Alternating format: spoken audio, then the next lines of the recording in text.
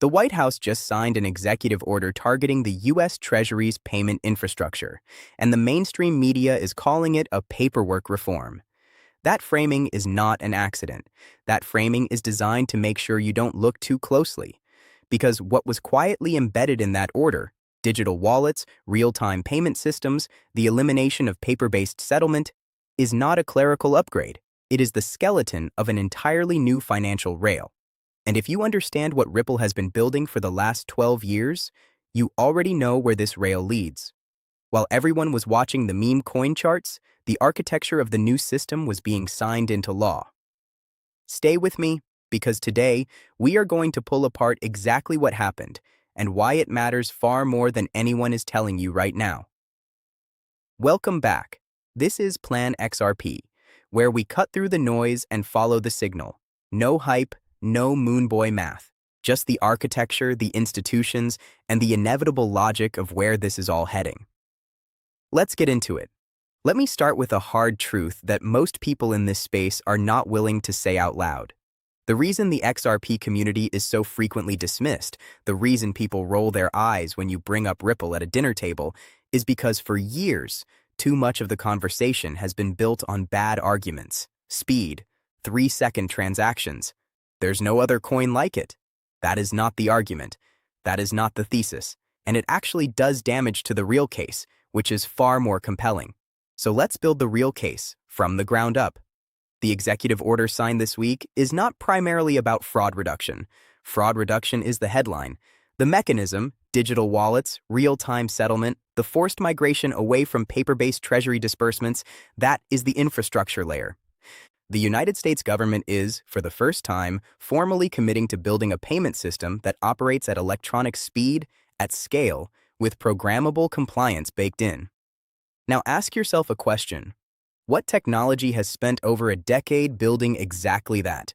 Programmable, compliant, enterprise-grade, real-time payment infrastructure, and already has signed agreements with financial institutions across over 40 countries? You already know the answer. But here is what most people miss. Ripple is not positioning XRP as a cryptocurrency you hold in a wallet and hope appreciates.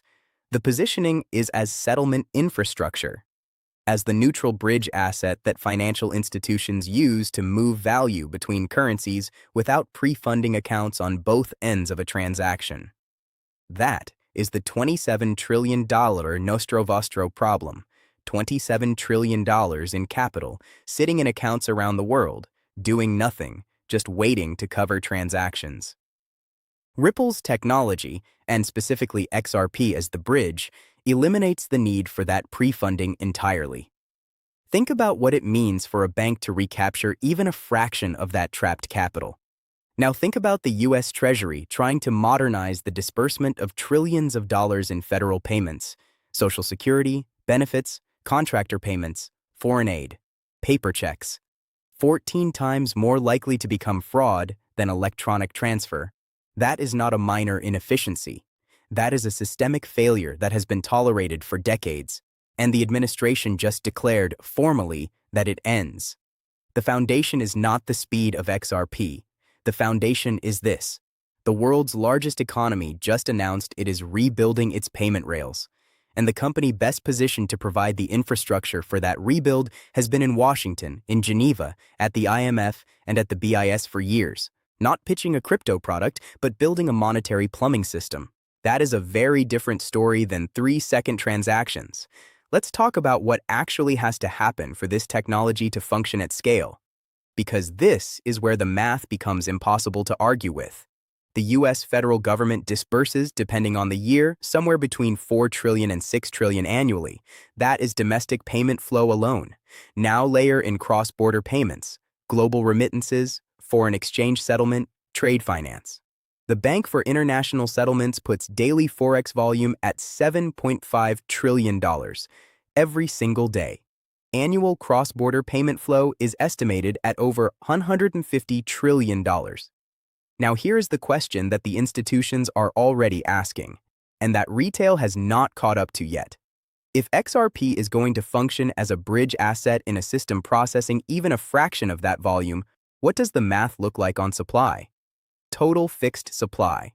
100 billion XRP. Not inflatable. Not subject to a Federal Reserve decision. Fixed.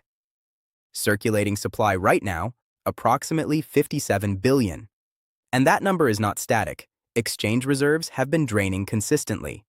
On-chain data from CryptoQuant shows exchange-held XRP is trending toward multi-year lows. That supply is not sitting on exchanges. It is moving into institutional custody, into ODL corridors, into locked positions.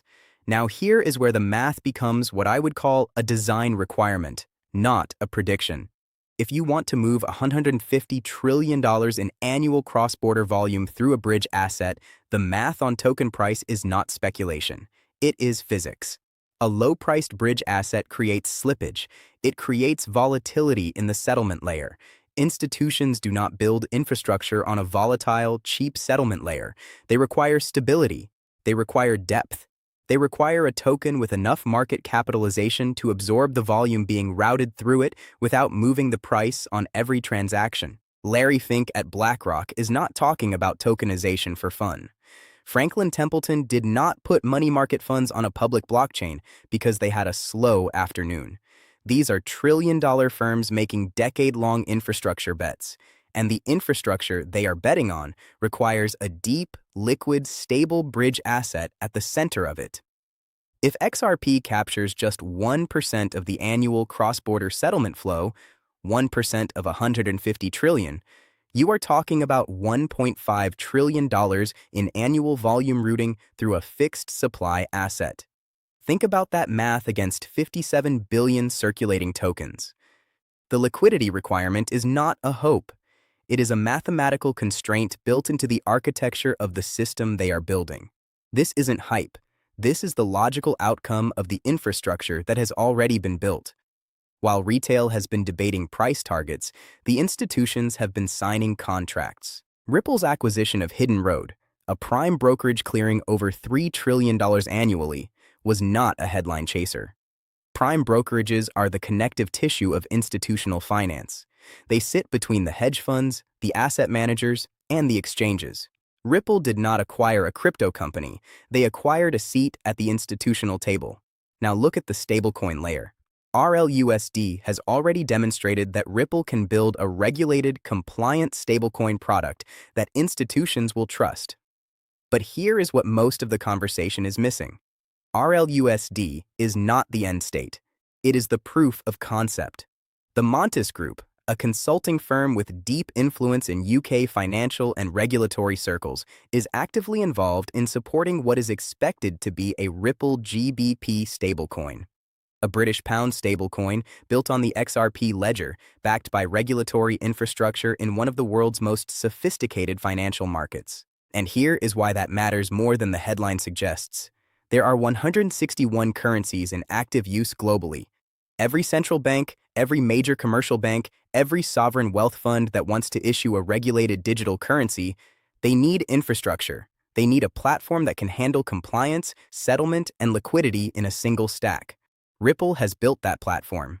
Imagine not just RLUSD and RLGBP, but a world in which dozens of currencies, the Brazilian real, the Japanese yen, the Mexican peso, all have regulated stablecoin representations living natively on the XRP ledger.